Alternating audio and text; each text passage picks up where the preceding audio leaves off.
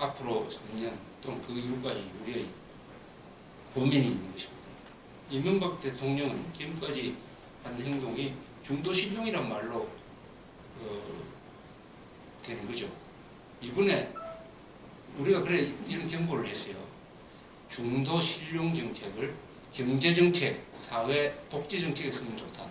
그러나 안보와 법치에 중도 노선을 적용하면은 국민 정신을 타락시킨다. 딱 이번 연평도 사건에 드러났어요. 첫 이야기가 확전 말라였습니다. 첫 청와대에서 보고가 확전 말라. 근데 도대체 이게 무슨 말이냐? 확전해야 우리가 이기게 돼 있는데 확전하지 말라는 건 얻어맞냐는 건 아니냐? 이렇게 이야기하니까 금방 또 다음날 몇 시간 있다가 또 비서실에서 와가지고 그게 아니고 단호하게 대응하되 확전 말라는 뜻이다. 또 이건 또 무슨 말이냐? 이건 또 더 어려워졌어요.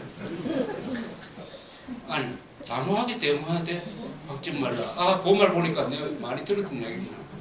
김대중이가 해표정책 쓰면서 해군한테 내려본 작전 지침이 있어요. 서해. 뭐냐? 절대로 북한의 도발을 허용해서는 안 됩니다. 그러나 선제 공격하지 마세요. 그러니까 이거는 그죠. 보안관 보고 저 총잡이를, 저 무례한 총잡이를 반드시 잡아야 되는데 절대로 권총을 먼저 뽑으면 안 됩니다. 결투하러 나가는 사람 보고 그래 이야기하는 거 마찬가지 아닙니까? 문제는 그게 실전에 적용된 거 아닙니까? 2002년 6월 25일 날 월드컵 준결승 하는 날 오전에 우리 참수리호가 NLL을 넘어서 한참 밑에 내려오는, 또 포신을 딱 맞춰가지고 조준 자세로 내려오는 배에, 그럼 당장 경고사격을 해야죠. 뭐 어떻게 해야 되냐? 경고사격할 자유도 없어서요. 참수리호라는 배가 가까이 가서 마이크로 경고하기 위해서 옆구리를 딱 댔다가 막 얻어맞은 거 아닙니까? 얻어맞은 거 아닙니까? 그게 또 되풀이 되고 있는 거예요. 또 되풀이 됐다. 단호하게 대응하되 확전 말라고 하면은 그럼 밑에서는 어떻게 알아듣느냐? 확전 말라라는 말만 딱 가지고 갑니다. 그래서 어떻게 되느냐? 한 200발 얻어맞고 80발 쐈어. 80발. 200발 얻어맞으면 2000발을 쏴야지. 예? 아니 비행기를 투입하지 않는다 하더라도 2000발을 쏘고, 아니면 비행기가 떠 있으니까 폭격을 명령하고, 그것도 안 되면 근처에 있는 미사일 쏘고 하면은 다 초토화 불바다를 만들 수 있는 구조가 다 돼 있었어요. 그걸 사용 안 하는 겁니다. 왜냐? 확전 말라고 하기 때문에. 아니, 교전 수칙이란 게 뭐 똑같은 무기로 두 배 쏘라, 이런 교전 수칙을 도대체 누가 만들었습니까? 누가 만들었습니까? 이런 교전 수칙이 있으면, 예, 근데 축구에 이런 룰이 있다면은 바르셀로나 팀도 우리나라 팀한테 아마 질 거예요. 그런데 슈팅을 하는 건 좋은데 절대 10m 이상 하면 안 된다. 뭐 이런 거 아닙니까? 10m. 이걸 군인이 이런 교전 수칙을 만들어가 스스로 거기에 제약을 받으면서 지금 변명을 하고 있더라고. 어제 나와서. 이 코미디도 이런 코미디가 어디 있습니까? 아니 얻어맞은 사람이 딱 얻어맞는 걸 계산해가지고 20발 얻어맞았으니까 다음에 40발을 쏴야지, 이렇게 계산이 됩니까? 그렇게 하라는 거 아닙니까? 그러니까 우리나라 군대가 이렇게 됐어요. 군인정신이 왜 없느냐? 대통령이 군인정신이 없는 사람이 뽑혔고, 군사문화를 모르고 군사문화를 기피하는 사람, 군사문화를 저주하는 사람이 그동안에 김영삼, 김대중, 노무현, 이명박까지 4사람이 나왔습니다. 그 사이에 우리 군인 정신이 망가져 버렸어요. 군부대가, 지금 군인들, 사병들이 자기 내무반 말고, 자기 중대 말고 다른 옆에 사람들을 뭐라고 부르는지 압니까? 계급 보고 당연히 계급 사회니까 병장님, 뭐 상병님 이렇게 불러야 될 텐데 아저씨라고 부릅니다. 아저씨라고 부릅니다. 믿기지 않으시죠? 한번 물어보세요. 아저씨라고 부릅니다. 그래 우리 그 장성들한테 이야기하면 왜 이거 못 막느냐. 아니 이거 호칭이 가장 중요한데 호칭이 사람의 사고방식을 바꿉니다. 아저씨라고 계속 부르면 그게 아저씨 군대가 돼요. 사병 집단이 됩니다. 사병 집단, 정예수 군대가 됩니다. 아저씨라고 부르면 계급을 불러야 뭐가 위기 때 계급대로 될 거 아닙니까? 아저씨가 아저씨 다른 아저씨를 지휘할 수가 있습니까? 그런데 이 말을 바꾸지 못해요. 이 정부 들어서도 아저씨라고 부르면 전부 영창 보내겠다. 이런 지시를 못 내립니다. 아직도 아저씨. 또 초병들 거의 다 총을 들고 섰지만은 단창에 총알이 없습니다. 총알이 없어요.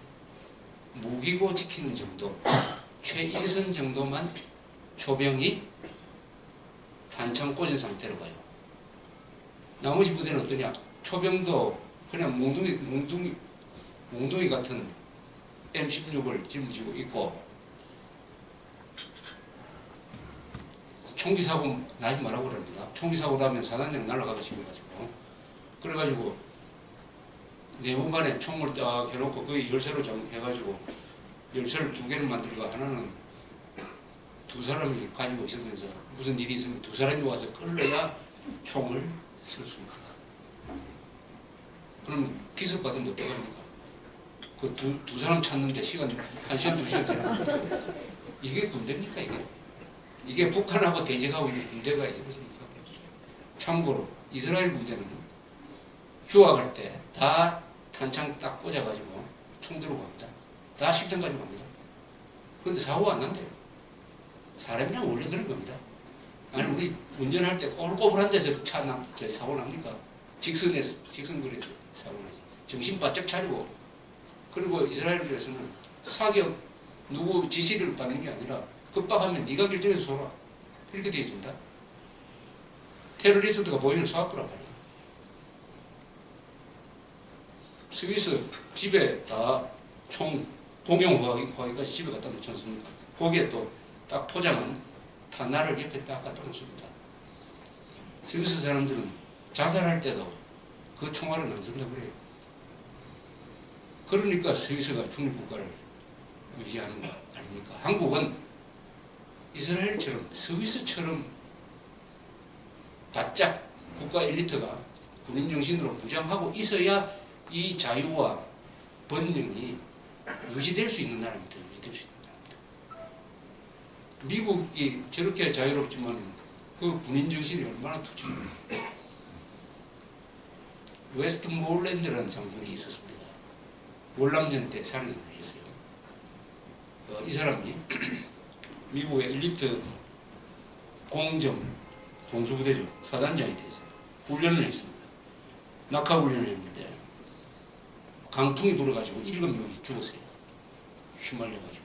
우리나라 같으면 어떻게 됩니까? 훈련 중단. 저 위에서 감찰이 내려와가지고 조사하고 사단장 옷 벗고 아마 군단장까지 옷 벗고 그 다음날 똑같이 훈련했습니다.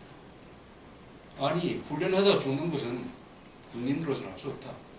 아니 그럼 바람 분다고 전쟁 안 하나? 그래서 그 다음을 다시 훈련했어요. 다만 또 바람이 불지 모르니까 사단장 웨스트모랜드가 이렇게 비행기를 띄우되 낙하는 하지 마라. 그런데 이게 낙하할 수 있는지 없는 건지는 내가 실험을 하겠다. 그래서 사단장이 뛰어내렸습니다. 뛰어내려 보니까 바람이 하도 불어가지고 오늘은 비행훈련 중단 이렇게 했습니다. 이게 군인 정신입니다. 이게 그 사람 아무 불이익 안 당했어요. 다만 이때는 보조 낙하산이 하나 있어야 된다 해서 보조 낙하산을 하나 만드는 제도 개선으로 올 것입니다. 그 사람 다 나중에 미군 참모총장까지 올랐습니다. 군인 정신은 생과 사를 결정하는 겁니다. 사람 자기 목숨을 아끼면 그건 군인이야. 그러나 군인 정신은 모든 정신 중에서 가장 위대한 것입니다.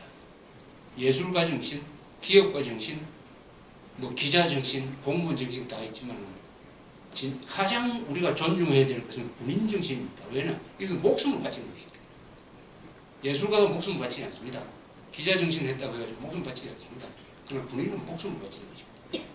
그래서 군인이 흘린 피는 영원히 잊어지지 않도록 기념을 하고 존중을 하고 해야 다른 군인들도 보면서 아, 내가 죽어도 그때는 목숨이 안 되겠구나 해서 용감해지는 것인데, 우리가 천안함 사건으로 죽은 46명의 목숨을 이명박 대통령이 헛되이 쓰고 있는 거 아니냐.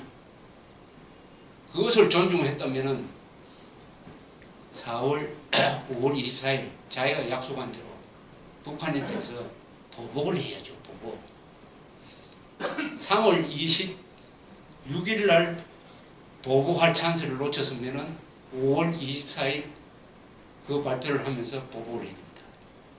그 잠수함 기지를 포격을 했습니다.